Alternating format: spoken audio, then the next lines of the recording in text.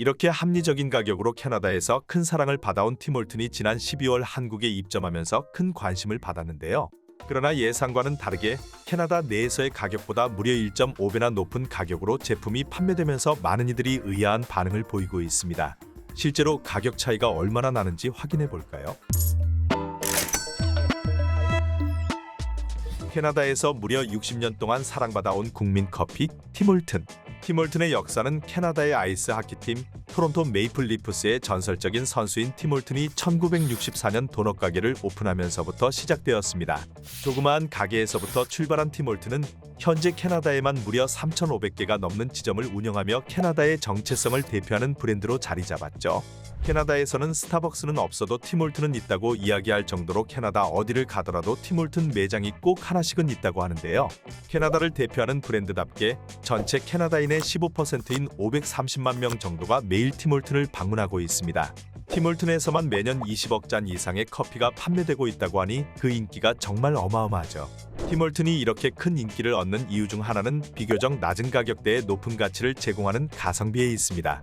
처음 오픈했을 당시에도 커피와 도넛을 각각 10센트의 저렴한 가격으로 판매하며 인기를 얻었고 현재도 다른 브랜드에 비해 30% 정도 저렴한 가격으로 커피와 도넛을 판매하면서 소비자들에게 눈도장을 확실히 찍었습니다. 팀홀튼은 일반적인 커피 프랜차이즈와 다르게 다양한 메뉴를 제공하는데요. 커피뿐만 아니라 햄버거나 핫도그 같은 간단한 식사 메뉴도 저렴한 가격에 즐길 수 있죠. 이로 인해 노숙자들도 팀홀튼에서 식사를 해결하는 경우가 많아져서 노숙자 커피라고 불리기도 하며 엄청난 가성비 브랜드로 인식되고 있습니다. 이렇게 합리적인 가격으로 캐나다에서 큰 사랑을 받아온 팀홀튼이 지난 12월 한국에 입점하면서 큰 관심을 받았는데요. 그러나 예상과는 다르게 캐나다 내에서의 가격보다 무려 1.5배나 높은 가격으로 제품이 판매되면서 많은 이들이 의아한 반응을 보이고 있습니다. 실제로 가격 차이가 얼마나 나는지 확인해 볼까요? 메뉴판을 비교해보면 캐나다에서는 블랙커피가 1,700원이지만 한국에서는 3,900원으로 1,200원 비싼 가격에 판매되고 있고 대표 메뉴인 아이스캡은 현지에서 3,400원이지만 한국에서는 5,100원으로 1,700원이 더 비싼 것으로 나타납니다. 캐나다의 전통 도넛인 팀빗의 경우는 캐나다에서는 3,000원이지만 한국에서는 7,000원으로 거의 2배에 가까운 금액으로 측정되어 있는 것을 확인할 수 있습니다. 왜 팀홀튼은 한국에 입점하면서 가격을 이렇게 높게 책정한 걸까요? 팀홀튼 측은 프리미엄 전략을 내세워 한국 시장에 진출했다고 이야기했는데요. 경제 수준, 시장 상황, 고객 니즈, 운영 비용 등을 고려하여 가격을 책정했다고 설명했습니다. 프리미엄 전략은 평균적인 시장 가격보다 50% 정도 더 비싼 가격으로 제품을 판매해서 가격을 기반으로 고객에게 긍정적인 인식을 심어주는 것을 이야기하는데요. 전략이라 할지라도 한국과 캐나다의 물가가 비슷한 수준인데도 불구하고 2배 이상 차이나는 가격에 대해 소비자들은 가성비 브랜드인데 왜 한국에서만 프리미엄이냐라며 불만 섞인 의견을 내고 있습니다. 또 국내에 들어오면서 가격이 달라지는 해외 브랜드의 행적을 그대로 밟는 것이 아니냐는 지적도 있었습니다.